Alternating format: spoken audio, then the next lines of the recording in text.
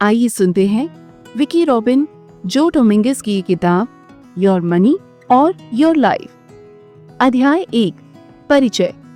जरा सोचिए, आप एक दोराहे पर खड़े हैं। एक रास्ता है लगातार काम, बढ़ते खर्च और पल भर की खरीदारी की संतुष्टि की ओर। दूसरा रास्ता है क्लैरिटी, नियंत्रण और आजादी की ओर। ये किताब आपको इस परेशानी में सचेत चुनाव करने का अवसर देती है।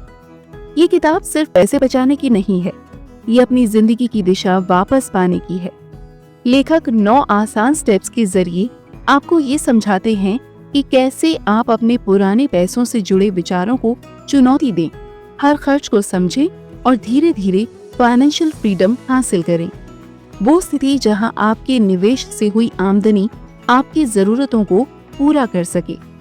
आप जानेंगे कि असली प्रति घंटा आय कैसे निकालें, बजट क्यों अक्सर असफल होते हैं और जागरूकता क्यों सफल होती है, सादगी को आजादी कैसे बनाएं, कब काम को जिंदगी से ऊपर रखना बंद करना है।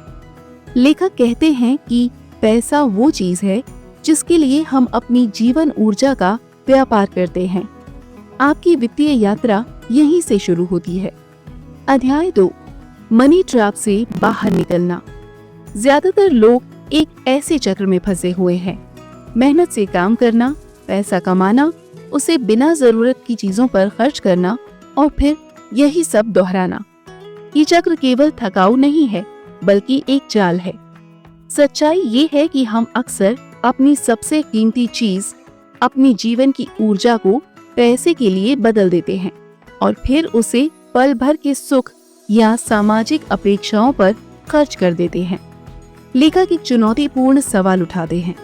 अगर कोई आपकी जान की धमकी देकर आपका पैसा मांगे, तो आप तुरंत पैसा निकालकर दे देंगे। लेकिन रोजमर्रा की जिंदगी में हम में से कई लोग अनजाने में अपनी जिंदगी को ही पैसे के लिए कुर्बान कर देते हैं, जैसे लंबे घंटे काम करके, बिलों की चिंता में डूबे हुए और ऐसी चीजें खरीदकर जो असल में जरूरी नहीं है। नतीजा कमाई, खर्च और असली जिंदगी के बीच एक गहरा डिस्कनेक्ट।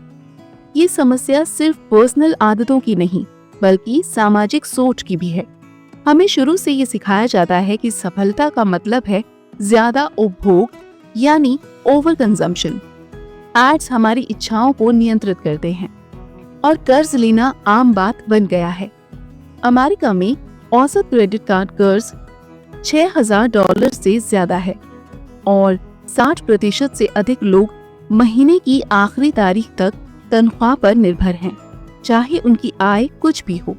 ये स्पष्ट करता है कि ज्यादा कमाई हमेशा फाइनेंशियल शांति नहीं लाती। लेकिन लेखक मानते हैं कि एक अलग रास्ता भी है, ऐसा रास्ता जहां पैसा आपकी जिंदगी को सपोर्ट करता है, ना कि कंट्रोल। इसे लेखक फाइनेंशियल इंडिपेंडेंस कहते हैं, यानी वो स्थिति जब आपकी बचत या निवेश से हुई आमदनी आपकी जरूरतें पूरी कर सके और आपको ये तय करने की स्वतंत्रता हो कि आपको अपना समय कैसे बिताना है। ये पारंपरिक जल्दी रिटायरमेंट की बात नहीं है, ये उस आजादी की बात है जहां आपको सिर्फ पैसे के लिए काम नहीं करना पड़ता। ये पैसे के साथ ऐसा रिश्ता बनाने की बात है जो आपके वैल्यूज, आकांक्षाओं और जीवन के उद्देश्य को दर्शाता है। इस यात्रा की शुरुआत एक सरल सवाल से होती है कि अगर आपको कभी पैसे के लिए काम ना करना पड़े, तो आप अपना समय कैसे बिताएंगे? ये सवाल अक्सर लोगों को अपनी जिंदगी और पैसे दोनों को एक नए दृष्टिकोण से देखने के लिए प्रेरित करते हैं। बस सोच को बदलने और प्रैक्टिकल कदम उठाने की जरूरत है, ताकि आप वेल्थ को एक ऐसी जिंदगी के रूप में परिभाषित कर सके जो सच में जिया गया हो। अगले अध्याय में आप जानेंगे कि कैसे अपनी वित्तीय सच्चाई यानी फाइनेंशियल रियलिटी का सामना करें। अध्याय 3 कुल संपत्ति, जीवन भर की कमाई और वास्तविक प्रति घंटा वेतन। अगर आप अपने पैसे पर कंट्रोल चाहते हैं, तो सबसे पहले आपको उसे साफ साफ देखना होगा। आप अपने बैंक स्टेटमेंट्स, कर्ज और खर्च की अनकही धारणाओं से भागने की बजाय सच्चाई का सामना करें।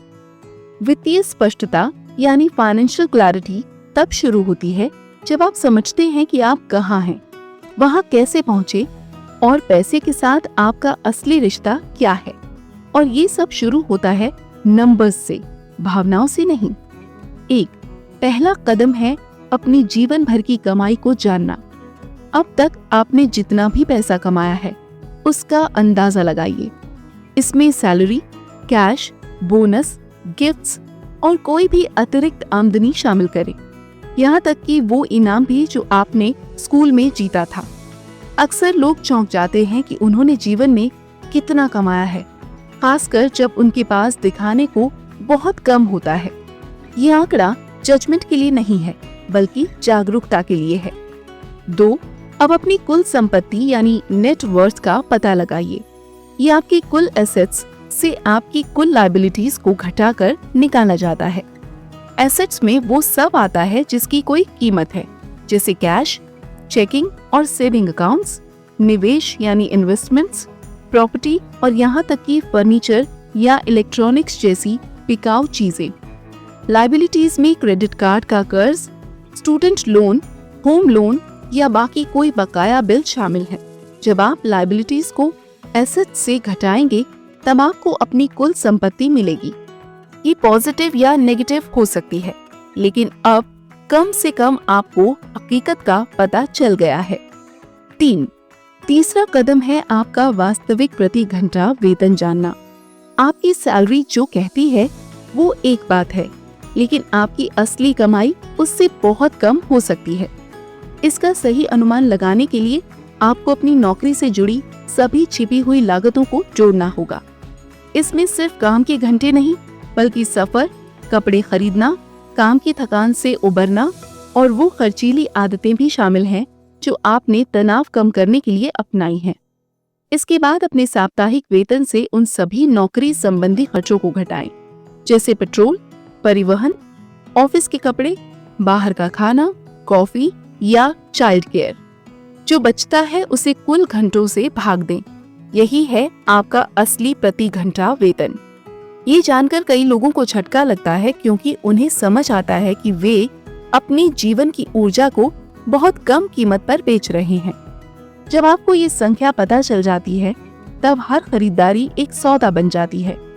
अब एक 4,000 रुपए की डिनर पार्टी मतलब आपकी शायद 5 घंटे की जीवन की ऊर्जा है। क्या ये सच में उस लायक है?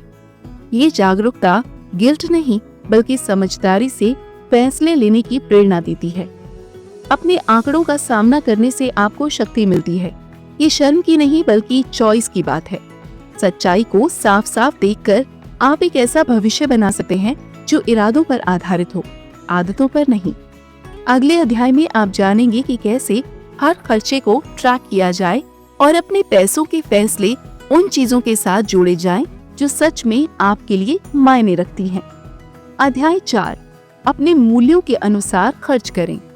जब आपको अपनी वास्तविक प्रति घंटा आय और पूरी फाइनेंशियल पिक्चर का पता चल जाए, तब अगला कदम होता है अपने खर्च पर जागरूकता लाना। ज्यादातर लोगों को इस बात का सही अंदाजा नहीं होता कि उनका पैसा असल में कहाँ जा रहा है। उन्हें लगता है कि वे सावधानी से खर्च कर रहे हैं, लेकिन कई बार अनजानी आदतें हमारे जीवन की ऊर्जा को ज्यादा नुकसान पहुंचाती हैं जितना हम सोचते हैं।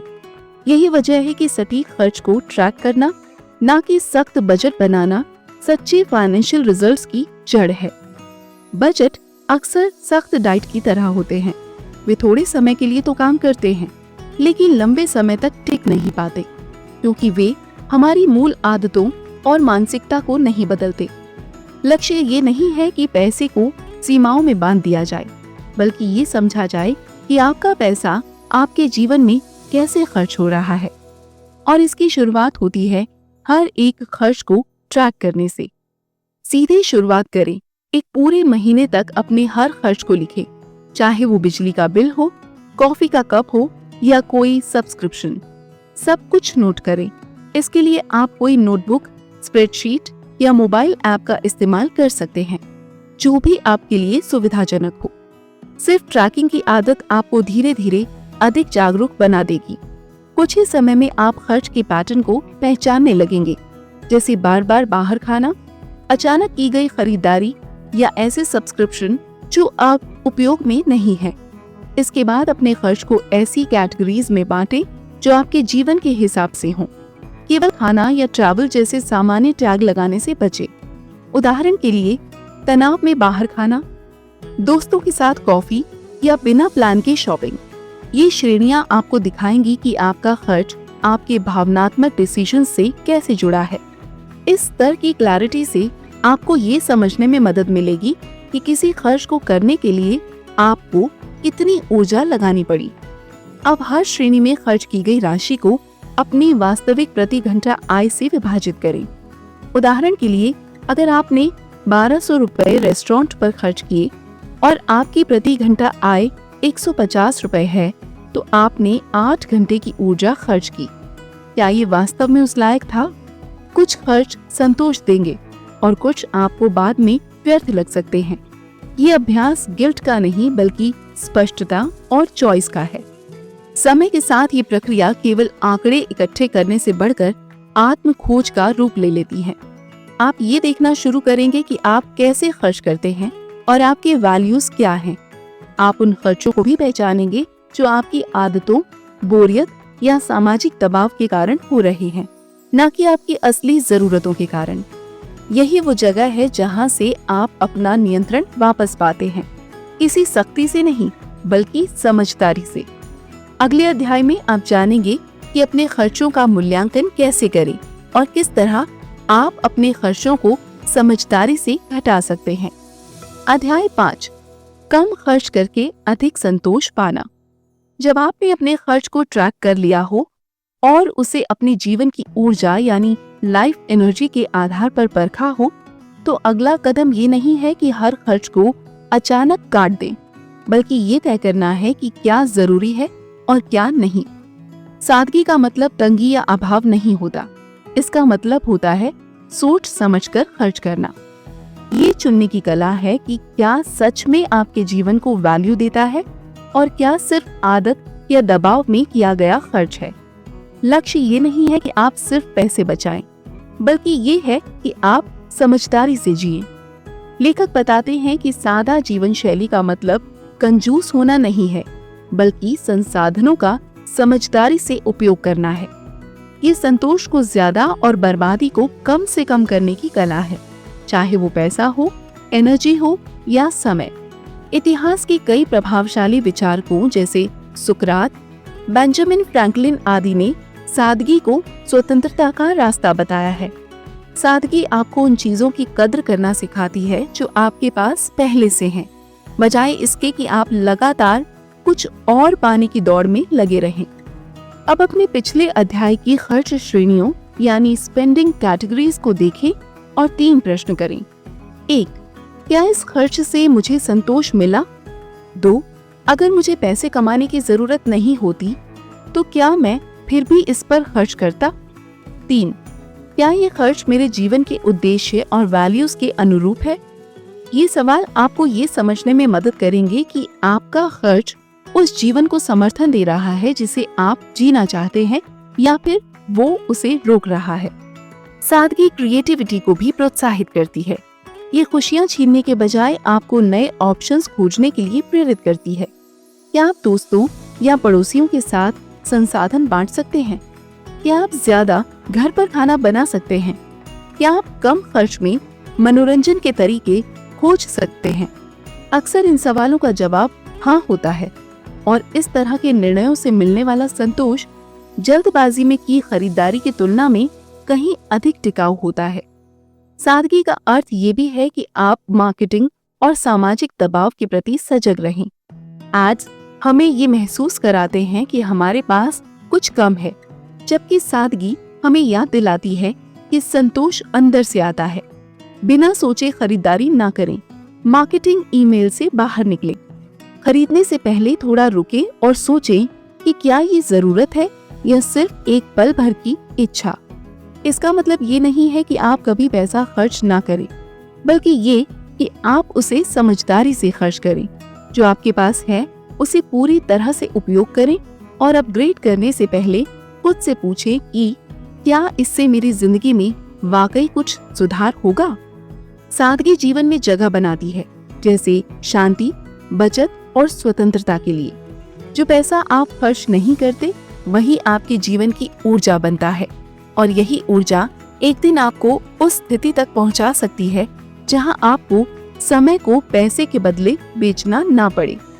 अगले अध्याय में आप जानेंगे कि कैसे अपनी आय को बढ़ाया जा सकता है ताकि आप वित्तीय स्वतंत्रता की दिशा में तेजी से बढ़ सकें बिना समझौता किए। अध्याय 6, आय बढ़ाएं और अपनी जीवन की ऊर्जा को वापस पाएं। सादगी आपको जो कुछ आप कमा रहे हैं उसमें से ज्यादा बचाने में मदद करती है, लेकिन किसी पॉइंट पर खर्च काटने की भी सीमा होती है। इसका दूसरा पक्ष है इनकम बढ़ाना, लेकिन समझदारी से। लक्ष्य ये नहीं है कि आप ज्यादा घंटे काम करें या लगातार हासिल करते रहें, बल्कि ये है कि आप अपनी आय को इस तरह बढ़ाएं जो आपके वैल्यूज और जीवन की ऊर्जा यानी लाइफ एनर्जी का सम्मान करे। आज की दुनिया में अधिकतर लोग अधिक काम करने को सफलता समझते हैं, व्यस्तता को गौरव की बात मानते हैं और प्रोडक्टिविटी को पहचान से जोड़ देते हैं। लेकिन ज्यादा कमाना जरूरी नहीं कि आपके समय, स्वास्थ्य या मानसिक शांति की कीमत पर हो। असली बात ये है कि अपनी आमदनी को एक सम्मान या स्टेटस के बजाय एक टूल की तरह देखें, एक ऐसा टूल जो आपको फाइनेंशियल फ्रीडम की ओर ले जाए। शुरुआत करें अपनी मौजूदा नौकरी की परख करके। क्या उसमें आप जो जीवन की ऊर्जा लगा रहे हैं उसका आपको सही रिटर्न मिल रहा है? अगर नहीं, तो क्या सैलरी बढ़ाने की बातचीत की जा सकती है, नौकरी की भूमिका बदली जा सकती है, या फिर किसी दूसरे इंडस्ट्री में बदलाव किया जा सकता है? बहुत से लोग अपने आप को कम आंकते हैं या डर और आदत के कारण कम पैसों वाली नौकरी में अटके रहते हैं। लेकिन अगर आप अपने कौशल और ईमानदारी के साथ ज्यादा कमाई कर सकते हैं, तो आप बिना ज्यादा काम किए भी अपनी फाइनेंशियल प्रोग्रेस को तेज कर सकते हैं। कभी कभी पैसे बढ़ाने का मतलब होता है कि आपको थोड़े समय के लिए अतिरिक्त घंटे काम करना पड़ सकते हैं, लेकिन ये भी उद्देश्यपूर्ण होना चाहिए। उदाहरण के लिए, कुछ लोग फ्रीलांस काम, ट्यूशन या पार्ट टाइम नौकरी इसलिए करते हैं ताकि वे अपनी इमरजेंसी फंड बना सकें, कर्ज चुका सकें या पढ़ाई में निवेश कर सकें। फर्क इस बात का होता है कि वे ये सब किसी ठोस उद्देश्य के साथ करते हैं, सिर्फ ज्यादा कमाने के लिए नहीं। इसके अलावा परंपरागत तरीकों के बाहर भी कमाई के विकल्प होते हैं, जैसे एक कमरा किराए पर देना, गैर जरूरती चीजें बेचना या कोई छोटा व्यवसाय शुरू करना। ये आय के स्रोत आपके रुचि और कौशल के अनुरूप हो सकते हैं, लेकिन याद रखें, आय बढ़ाने का फायदा तभी है जब इसके साथ खर्च भी ना बढ़े। लाइफस्टाइल इन्फ्लेशन एक आम जाल है जिसमें ज्यादा कमाओ फिर ज्यादा खर्च करो और अंत में वही हाल पहले जैसा ही। इससे बचने का तरीका है अपने लॉन्ग टर्म फाइनेंशियल लक्ष्यों से जुड़े रहना। आखिरकार जीवन ऊर्जा को वापस पाना यानी कमाई को उद्देश्य के साथ करना। जितना ज्यादा आप जानबूझकर कमाते हैं, उतनी जल्दी आप पैसे पर निर्भर रहना कम कर सकते हैं और एक ऐसी जिंदगी जी सकते हैं जहां आपका समय सिर्फ आपका हो। अगले अध्याय में आप जानेंगे कि अपनी बचत और निवेश का उपयोग करके क्रॉसओवर पॉइंट कैसे हासिल करें, जहां आपका पैसा आपके लिए काम करता है, ना कि आप पैसे के लिए। अध्याय 7, क्रॉसओवर पॉइंट, जब पैसा आपके लिए काम करने लगे। जब आप अनावश्यक खर्चों को घटा चुके हों और अपनी आय यानी इनकम को बढ़ा लिया हो, तो फाइनेंशियल इंडिपेंडेंस की ओर अगला कदम है अपनी सेविंग्स को इस तरह लगाना कि वो खुद से आमदनी पैदा करे। ये वही जगह है जहां क्रॉसओवर पॉइंट का कॉन्सेप्ट बेहद महत्वपूर्ण हो जाता है। क्रॉसओवर पॉइंट वो क्षण होता है जब आपकी मासिक निवेश आय यानी मंथली इन्वेस्टमेंट इनकम आपकी मासिक खर्चों यानी मंथली एक्सपेंसेस के बराबर या उससे अधिक हो जाती है। जब ये स्थिति आ जाए तो अब आपको अपनी जीवन की ऊर्जा को पैसे के लिए बदलने की जरूरत नहीं रह जाती। इस पॉइंट तक पहुंचने के लिए सबसे पहले आपको सेविंग्स बनानी होंगी। कम से कम 6 महीने की आवश्यकताओं को पूरा करने के लिए पर्याप्त इमरजेंसी फंड बनाना इस प्रक्रिया का आधार है। जब ये तैयार हो जाए तब अगला कदम है अपनी अतिरिक्त बचत को इन्वेस्ट करना। लेकिन निवेश का मतलब जुआ या अटकलें लगाना नहीं होता। इसका मतलब है कि आप अपने पैसों को ऐसे स्रोतों में लगाएं जो स्थायी और भरोसेमंद आय उत्पन्न करें। इसमें आप इंडेक्स फंड्स, बॉन्ड्स या डिविडेंड यील्डिंग स्टॉक्स जैसे सरल और स्थिर ऑप्शन से शुरुआत कर सकते हैं। ये निवेश साधन समय के साथ स्थिर लाभ यानी रिटर्न्स देते हैं और रोजाना की निगरानी की आवश्यकता नहीं होती। खासकर इंडेक्स फंड्स की सिफारिश कई फाइनेंशियल एक्सपर्ट्स करते हैं क्योंकि वे कम लागत और जोखिम में संतुलन प्रदान करते हैं। अपने क्रॉसओवर पॉइंट तक पहुंचने की प्रगति को मापने के लिए एक सरल स्केल अपनाएं। अपनी कुल निवेश राशि को औसत इंटरेस्ट रेट से गुना करें और 12 से भाग दें। उदाहरण के लिए, अगर आपने 20 लाख रुपए का निवेश किया है और औसतन 5% की वार्षिक आय मिल रही है, तो आपकी मासिक निवेश आय 8,333 रुपए होगी। अब इसे अपनी मासिक खर्चों से तुलना करें। जब आपके निवेश आय लगातार आपके खर्चों को पूरा करने लगे, तो आप फाइनेंशियल इंडिपेंडेंस की सीमा पार कर चुके होंगे। लेखक इस प्रक्रिया को वॉल चार्ट के जरिए ट्रैक करने की सलाह देते हैं। हर महीने अपनी आय, खर्च और निवेश आय को चार्ट पर दर्ज करें। जैसे जैसे निवेश की रेखा ऊपर चढ़ेगी और खर्च की रेखा को पार करेगी, आपको स्पष्ट रूप से ये दिखने लगेगा कि स्वतंत्रता कोई सपना नहीं बल्कि एक फाइनेंशियल रियलिटी है जिसे आप हर महीने खुद बना रहे हैं। क्रॉसओवर पॉइंट पर पहुंचना ये नहीं कहता कि अब आपको नौकरी छोड़नी ही होगी, बल्कि अब ये आपका निर्णय बन जाता है। काम करना अनिवार्यता नहीं बल्कि एक चॉइस बन जाता है। आप अब समय, उद्देश्य, क्रिएटिविटी, परिवार या आराम को चुन सकते हैं, बिना इस डर के कि आप सैलरी पर निर्भर हैं। सच्ची वित्तीय स्वतंत्रता अमीरी की नहीं बल्कि अपनी जिंदगी और समय को अपने अनुसार जीने की बात है। अध्याय 8 सारांश। आपने अपनी आमदनी का हिसाब लगाया, अपने खर्चों का सामना किया, अपने मूल्यों को फिर से पहचाना और अपनी निवेश आमदनी को बढ़ते देखा। लेकिन इस यात्रा का असली इनाम आंकड़े नहीं बल्कि आजादी है। वित्तीय स्वतंत्रता का मतलब सिर्फ जल्दी रिटायर होना या अमीर बनना नहीं है।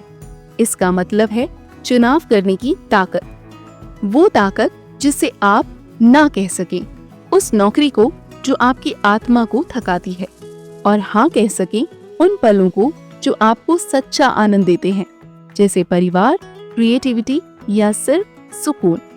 याद रखें, आमदनी आपकी पहचान नहीं। खर्च करें सोच के साथ, समाज के दबाव में नहीं। बचत करें ताकि समय को आजाद किया जा सके। निवेश करें उन चीजों में जो आपको सच में पोषण दे, पैसे में भी और भावनाओं में भी। लेखक कहते हैं कि किसी चीज की असली कीमत वो जीवन है जिसे उसके लिए खर्च करना पड़ता है। अब सवाल मैं क्या अफोर्ड कर सकता हूँ नहीं है, बल्कि मुझे असल में क्या चाहिए है। और अब इस सवाल का जवाब सिर्फ आपके पास है। आप सुन रहे थे योर मनी और योर लाइफ, जिसके लेखक हैं विकी रॉबिन, जो डोमिंगस। अगर आपको ये किताब पसंद आई हो तो ऐप स्टोर पर हमें 5 स्टार देकर अपना प्यार बनाए रखें। सुनते रहिए और हर रोज आगे बढ़ते रहिए।